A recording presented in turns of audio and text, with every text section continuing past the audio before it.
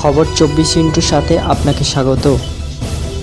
নতুন নতুন খবর জানার জন্য আমাদের চ্যানেলে চোখ রাখুন।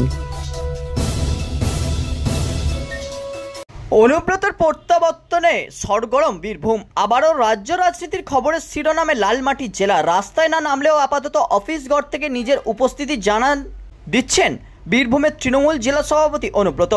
তিহার জেল থেকে জেলায় ফেরার 48 ঘন্টার মধ্যে বৈঠকও সেরে ফেলেছেন তিনি।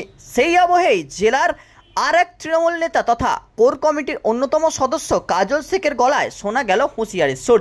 কর্মী সভায় তিনি বুঝিয়ে দিলেন কোনো গ্রুপবাজি চান না।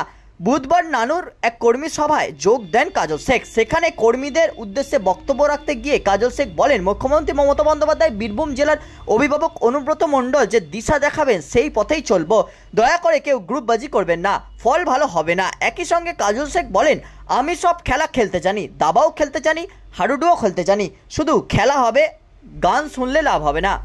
গরু পাচার মামলায় অনুব্রত গ্রেপ্তারি হওয়ার পর বীরভূমে একের পর এক দুর্নীতির অভিযোগ সামনে এসেছে। নাম জড়িয়েছে শাসক দলের একটা বড় অংশের, কিন্তু কাজল শেখের দাবি তিনি এসবের মধ্যে নেই। তৃণমূল নেতা বলেন, আমি পঞ্চায়েত থেকে পার্সেন্টেজ খেতে আসিনি, নদীর বালি থেকে পয়সা নিতে আসিনি।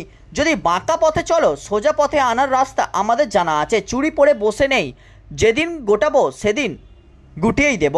ব্যুরো রিপোর্ট, খবর 24/7।